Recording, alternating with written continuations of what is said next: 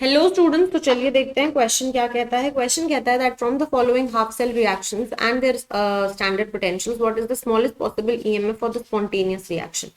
तो आपको सबसे पहले और सबसे इंपॉर्टेंट चीज है कि आपको स्मॉलेस्ट पॉसिबल चाहिए और आपको स्पॉन्टेनियस रिएक्शन चाहिए, यानी कि ई नॉट की वैल्यू जो होनी चाहिए वो पॉजिटिव होनी चाहिए।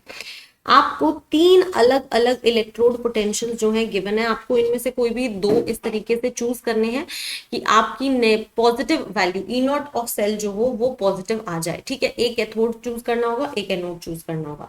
हमें पता है that E nought of cell is equal to E nought reduction potential of cathode minus E nought reduction potential of anode, right? Yes, तो हमें ये तो पता है।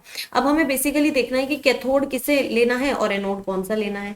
तो अगर आप यहाँ पर ध्यान से देखो, तो अगर मैं थर्ड वाली इक्वेशन को अपना कैथोड ले लूं, अगर मैं थर्ड वाली इक्वेशन को अपना कैथोड ले लूं और मैं अपना सेकेंड वाली इक्वेशन को एनोड ले लूं, राइट? यस, तो हमने एक कैथोड ले लिया, एक एनोड ले लिया, हमें पॉजिटिव वैल्यू चाहिए, ये बात का हमें ध्यान रखना है। अब इमेजिन करो बेटा, अगर मैंने सेकेंड वाली इक्वेशन को एनोड लिया होता, अगर मैंने सेकेंड वाली इक्वेशन को एनोड लिया होता तो क्या होता? माइनस इंटू माइनस प्लस हो जाता और 1.05 में मुझे बाकी कोई वैल्यू ऐड करनी पड़ती, यानी कि बहुत बड़ा वैल्यू आता।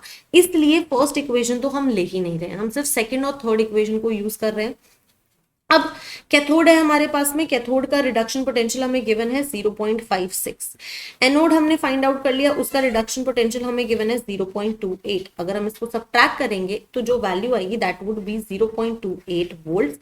और बेटा ये मिनिमम पॉजिटिव वैल्यू है, इसके अलावा इससे कम पॉजिटिव वैल्यू और हमें नहीं मिल सकती है। तो यही हमारा बेस्ट रीअरेंजमेंट है। तो यानी कि ऑप्शन डी प्लस 0.28 जो होगा वो हमारा करेक्ट आंसर हो जाएगा। Thank you.